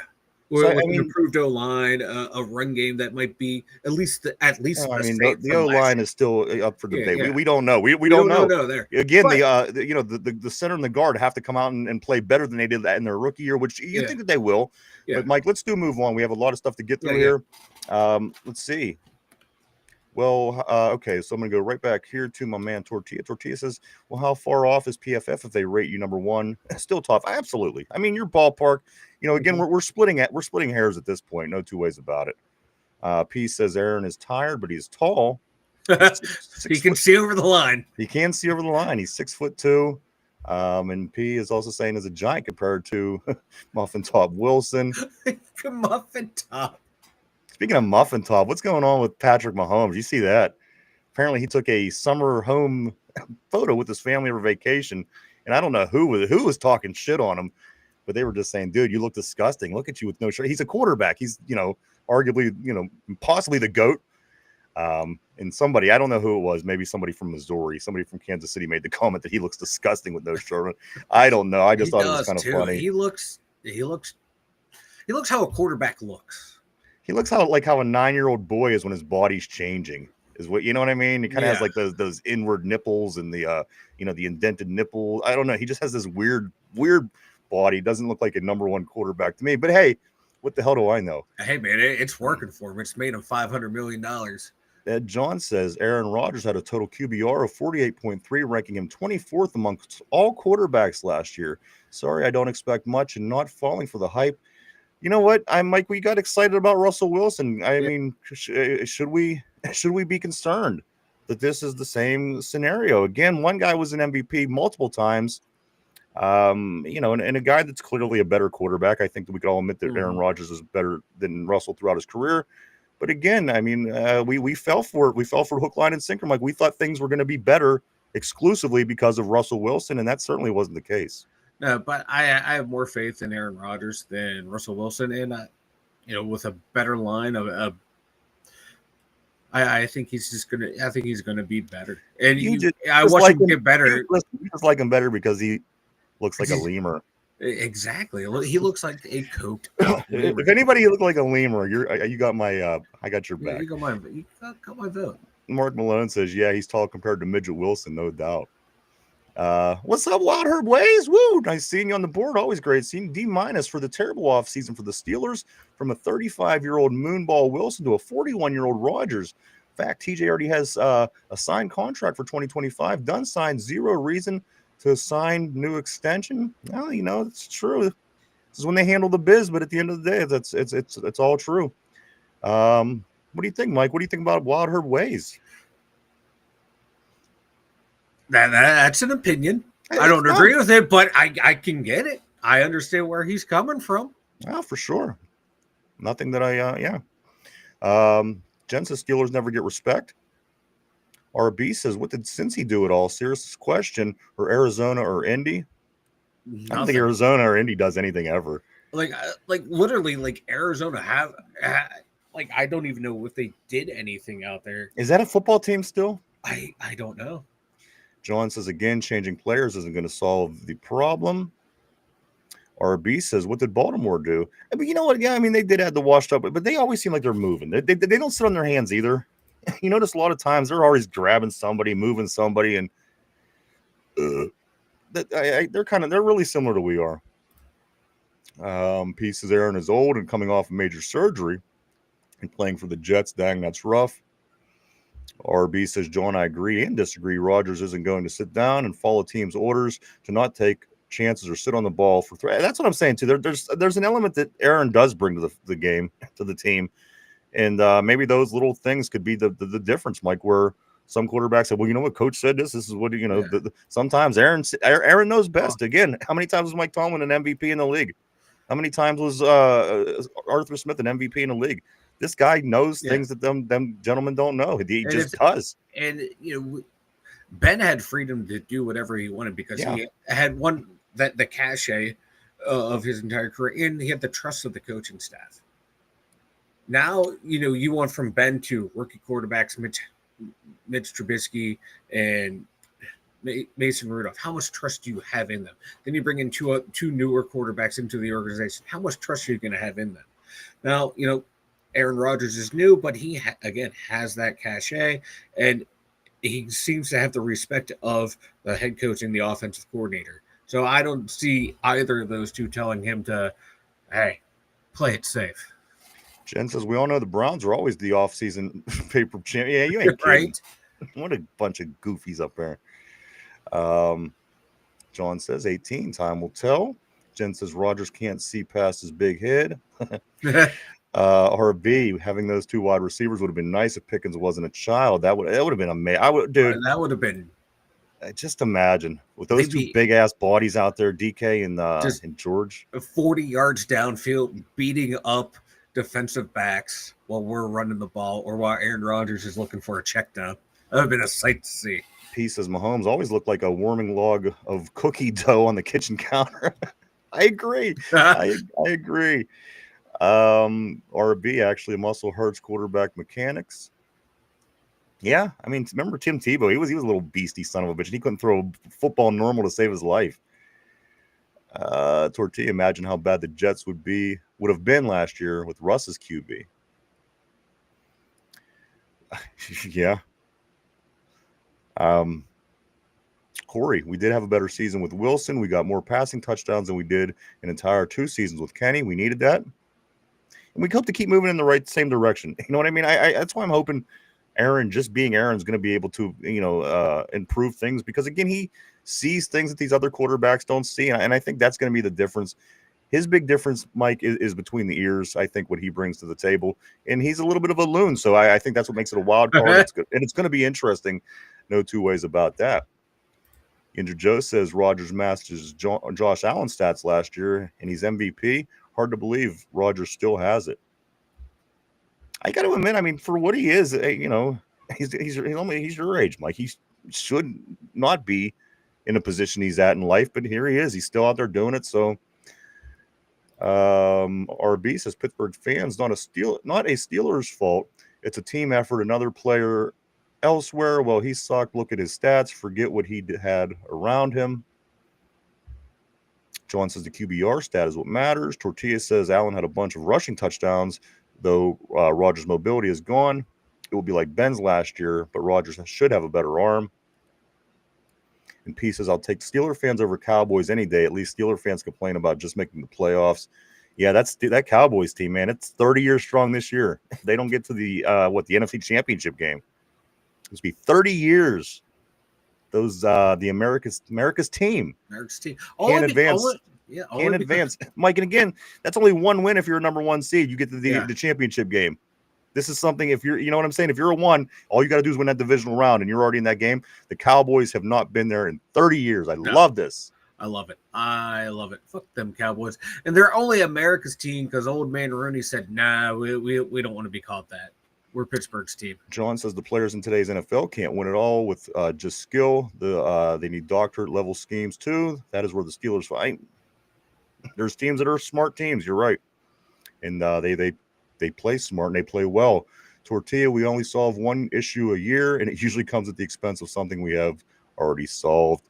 A couple more things about some comments that are made about the Pittsburgh Steelers. Of course, again, ESPN gives the Steelers a C grade for the offseason.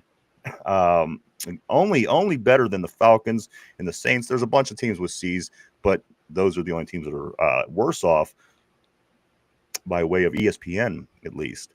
Adam Schefter suggests Steelers are done adding to the roster.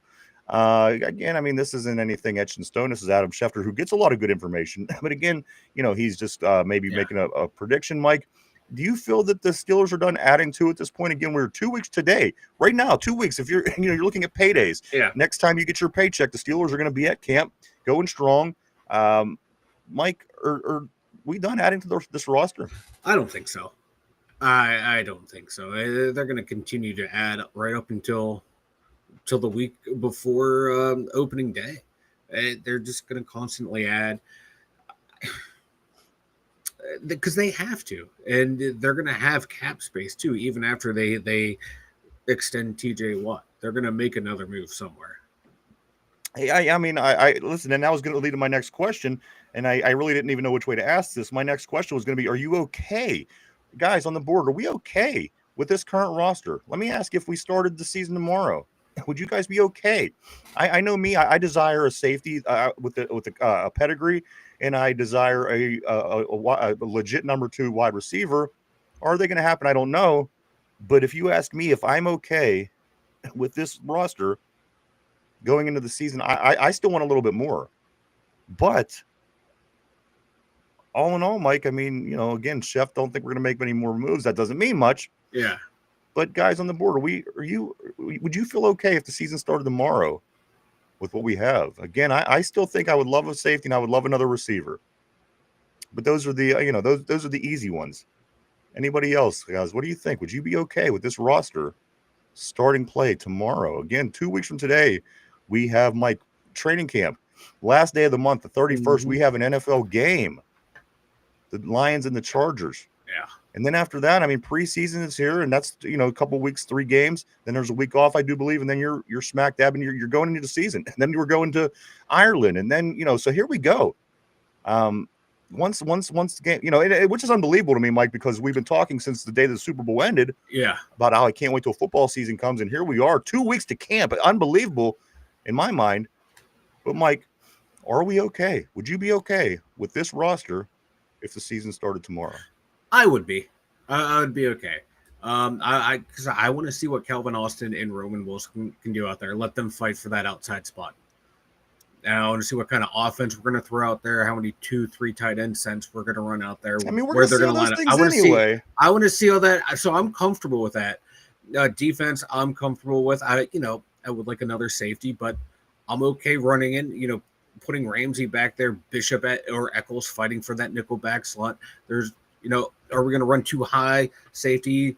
Are we playing single high a lot like we did last year? So I'm comfortable if there's some schematic changes. I can see the way the defense is being built and the way the offense is being built to where they're going to change things around. So, yeah, I'm comfortable with it because I'm comfortable with us winning the Super Bowl or with us winning 4 games and getting a top 5 pick. Well, Mike, so I'm comfortable either way. I have another one. Another NFL analyst predicts the Steelers will finish with its worst record in 22 years. Ooh. See, I don't think that's going to happen. I think that we did a lot in this offseason that's going to improve this team. Again, as you mentioned earlier in the show, Mike, we were 10-3 after 13 games. Yeah. Going into the last quarter of the season. Excuse me. Arm's reach of the number 1 seed. Yeah. With Kansas City at the end of your schedule, you got to be thinking number 1 is a thing. If you're sitting at 10-3 and Kansas City sits at the very end, you're thinking, you know what, something might happen here. I think we're better than we were last year. I do too. I hope we are.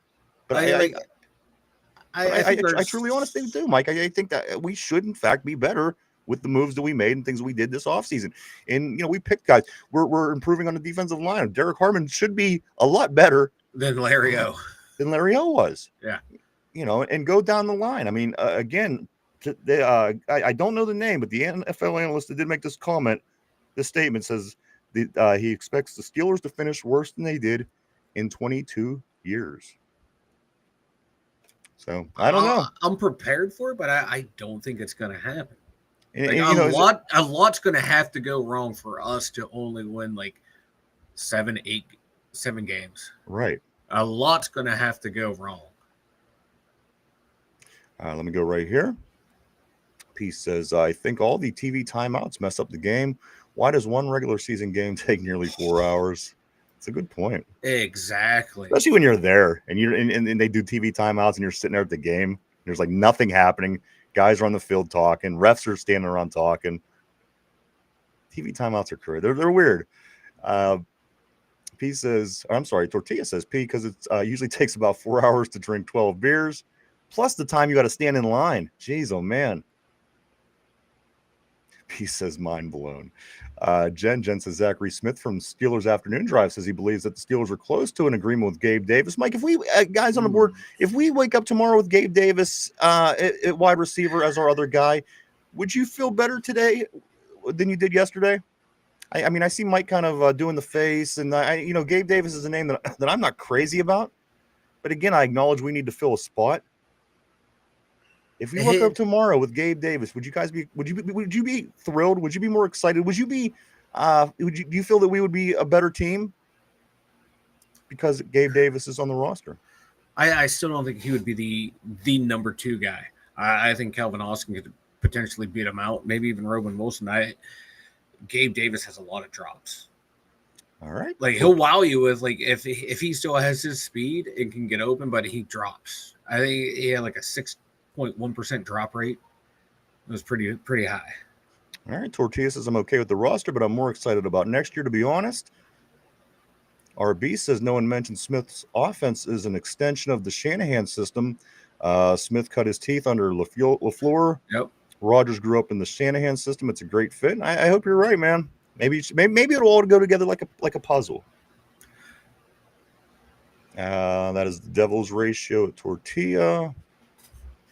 Tortilla says, as long as we keep Watt, then I think the roster's in good shape. But the depth in O-line, wide receiver, and safety wouldn't hurt.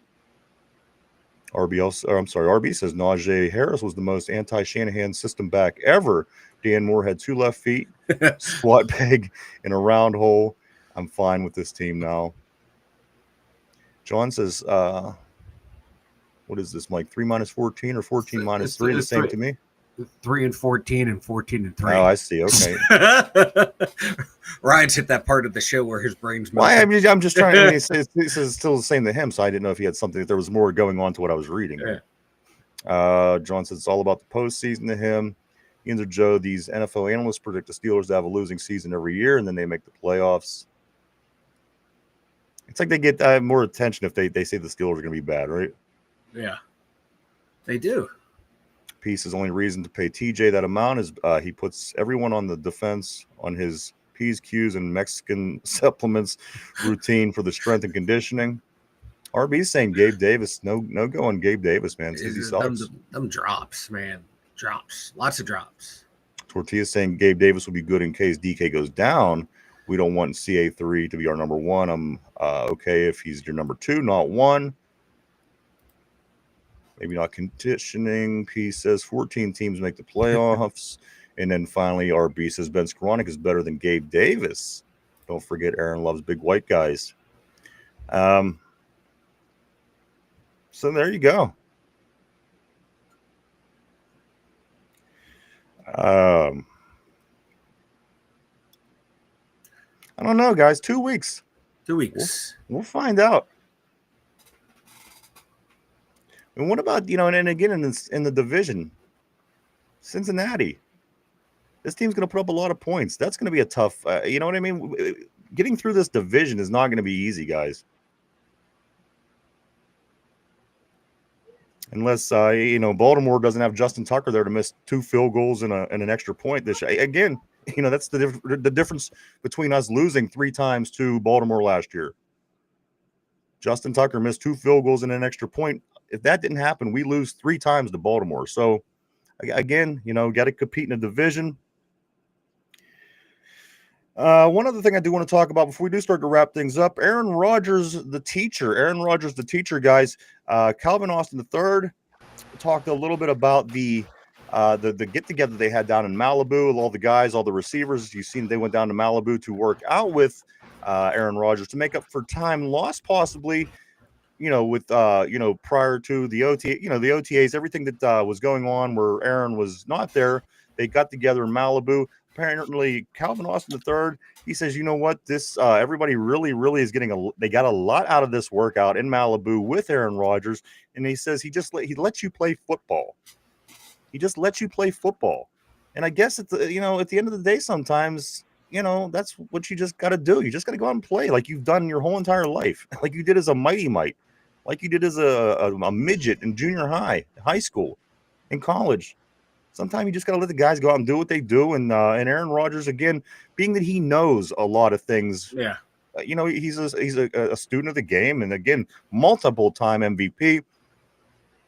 You take something from that. What he knows and what he does tends to seem to be resonating, is what I'm trying to say, Mike.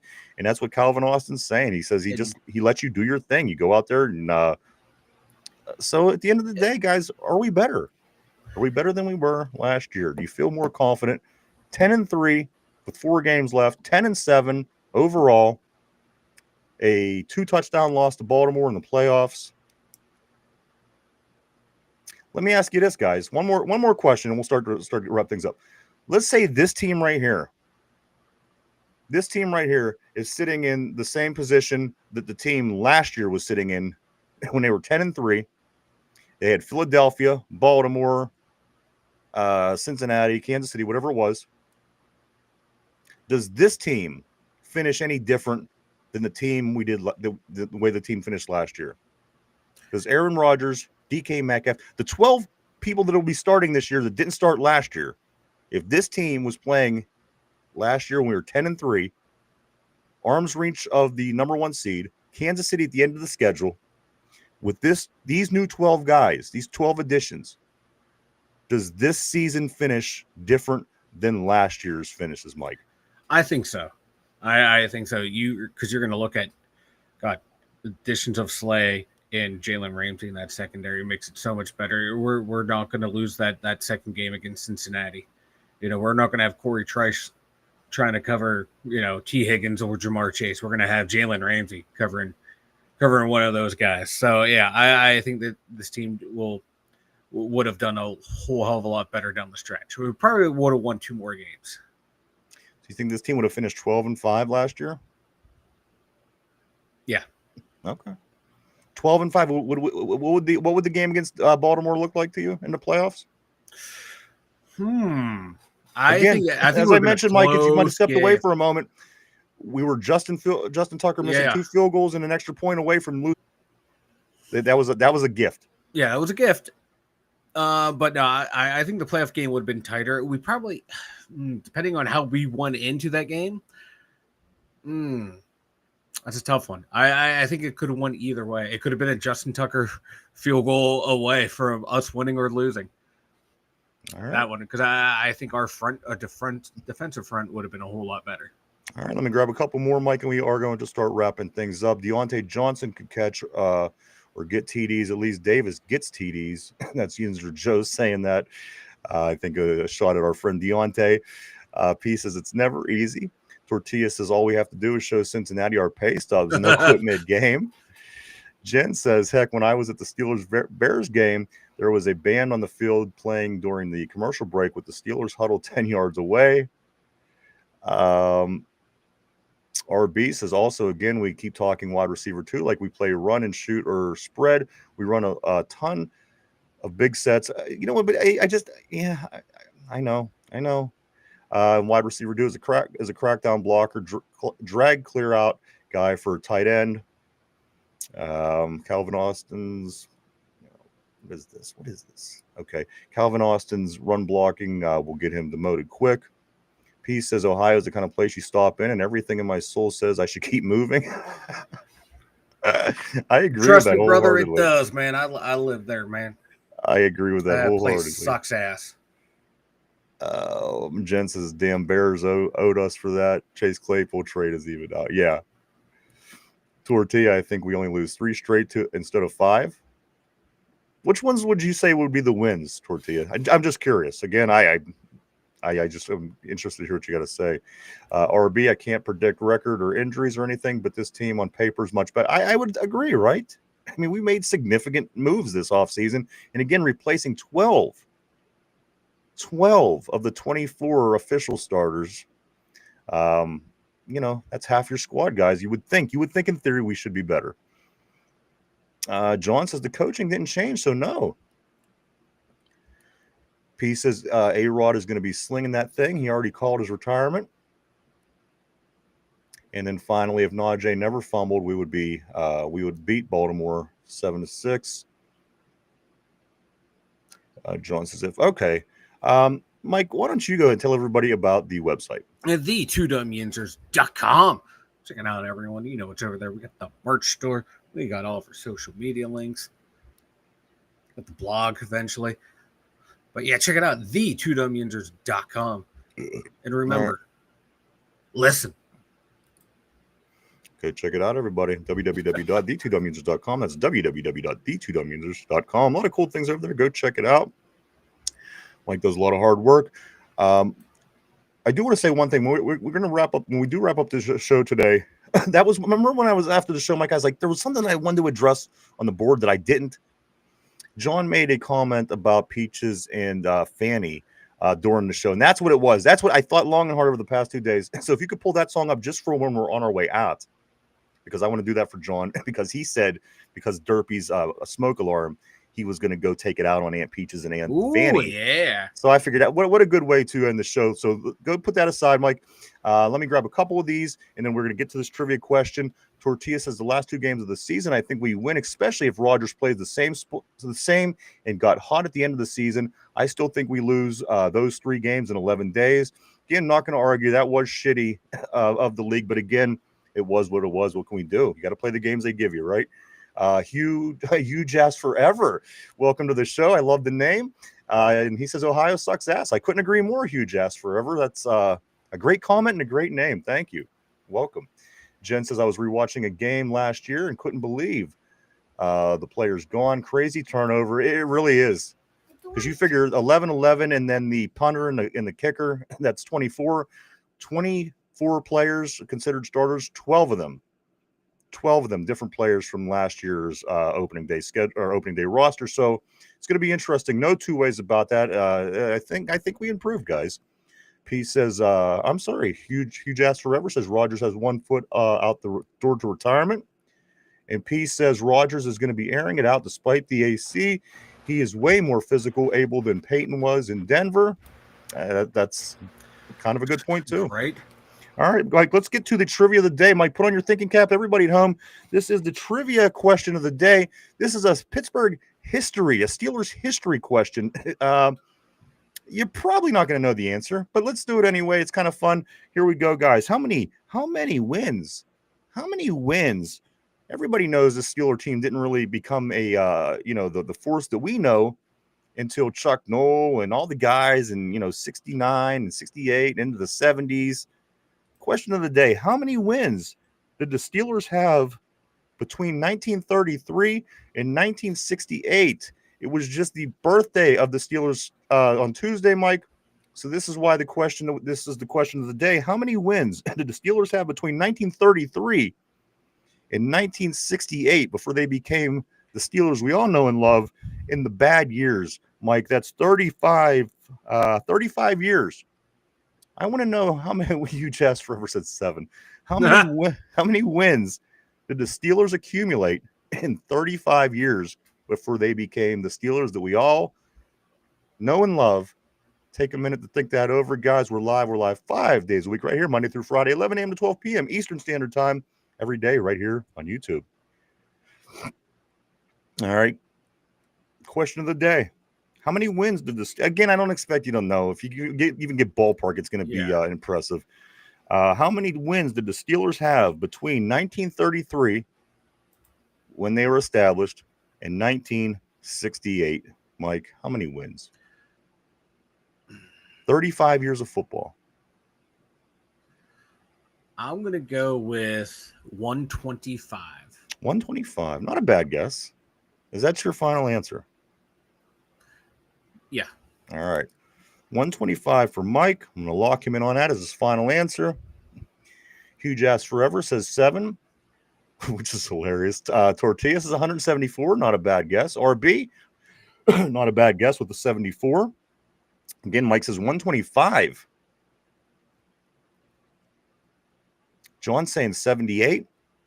In 35 seasons of football between 1933 and 1968, how many wins did the Steelers accumulate before they became the Steelers?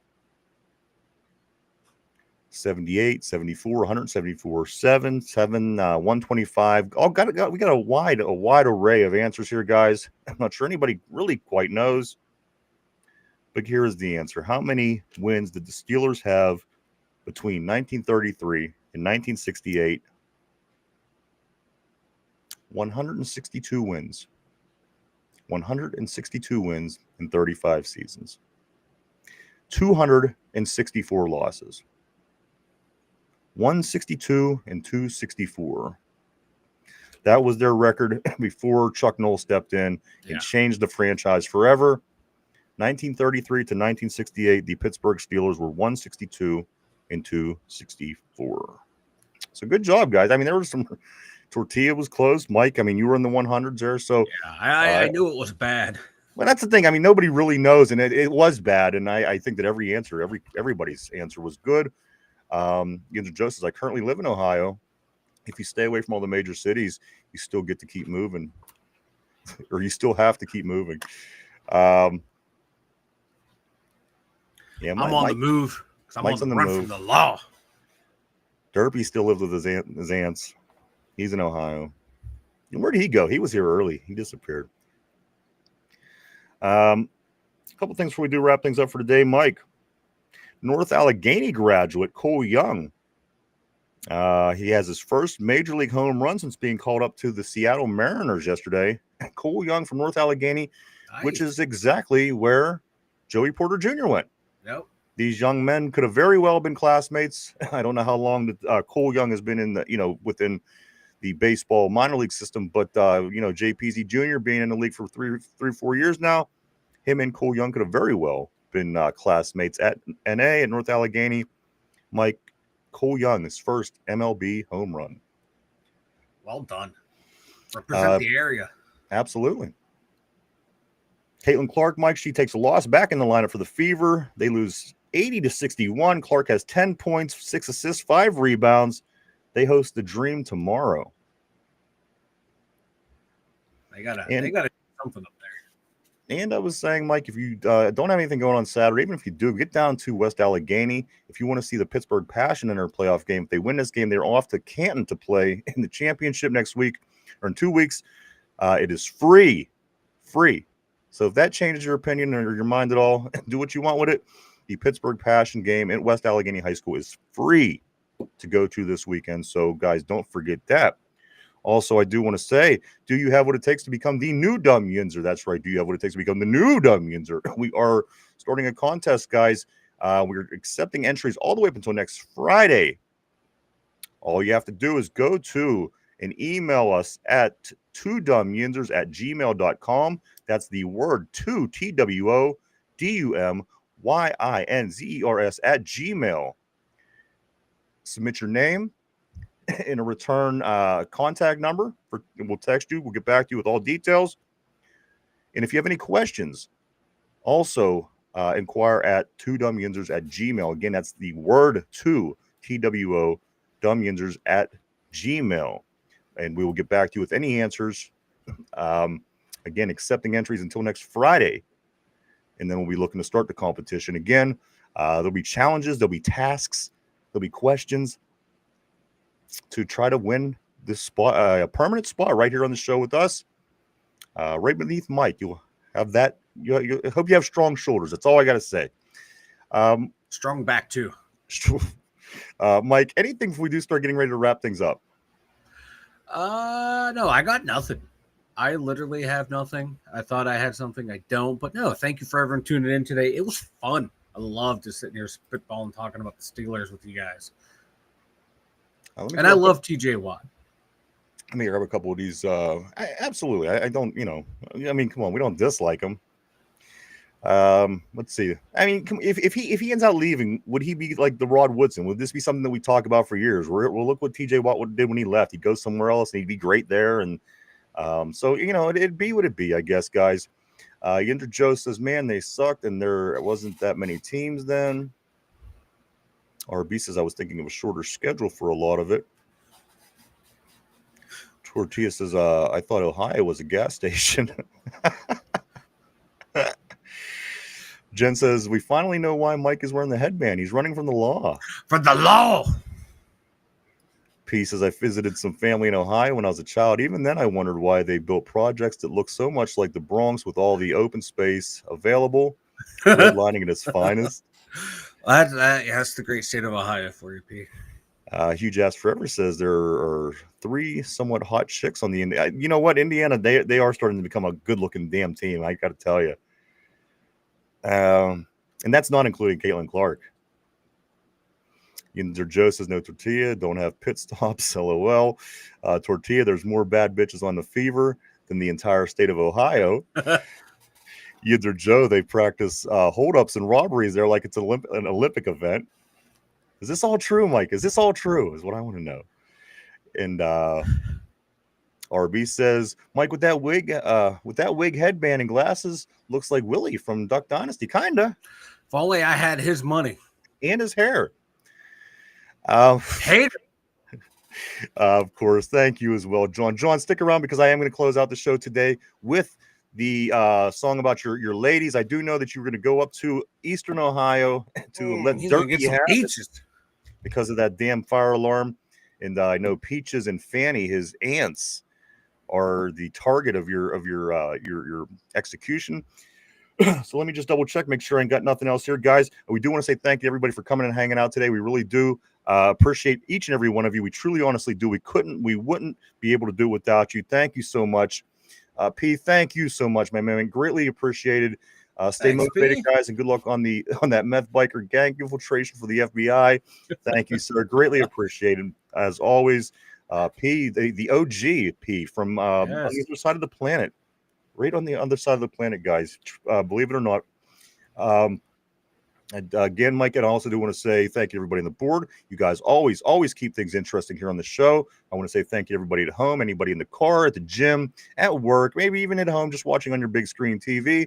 If you are, I apologize about.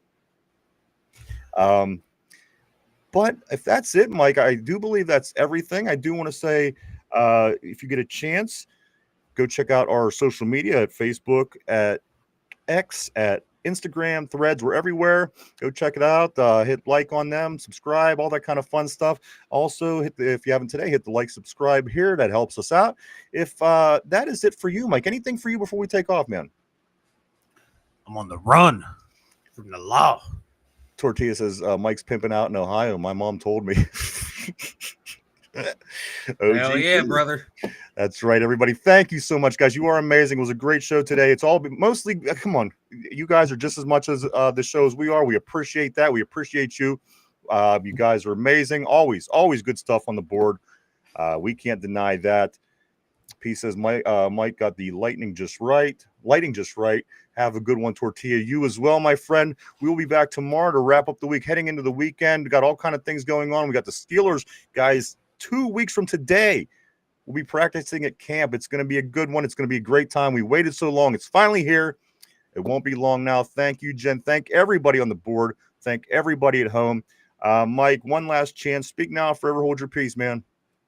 I'm out. All right, for Mike in the Steelers Central Mobile Studio, myself, the two dumb Yinzers, everybody have a great Thursday, and we'll see you tomorrow. Bye-bye.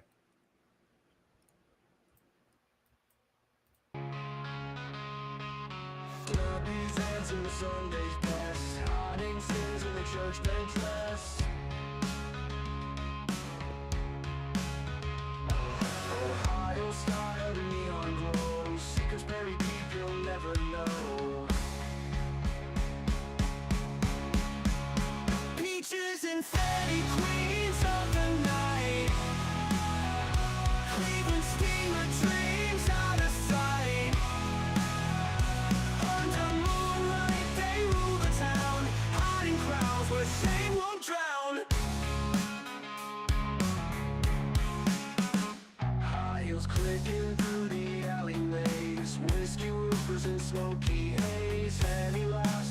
Peaches spins, girls straight heels for their devil's grins. Peaches and Fanny, queens of the night. Cleveland steamer dreams out of sight. Under moonlight they rule the town, hiding crowds where shame won't drown. High heels clinking through the alley maze, whiskey whispers in smoky haze. Fanny laughs while Peaches spins, girls straight heels for their devil's grins. Peaches and Fanny, queens of the night. Cleveland steamer dreams out of sight. Out of sight. Under moonlight they rule the town, hiding crowds where shame won't drown. Their lipsticks, webbing gilded red. Stories told in beds, no vows were said. Derby's blind pieces ain't so clean, blinded by love, can't see what's obscene.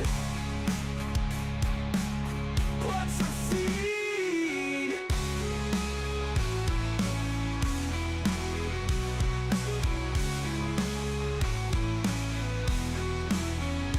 Peachy smirks with a sly little wink. Fanny pours another glass to drink. They own the dark, they own the sin. Prayers at church, but tonight they win.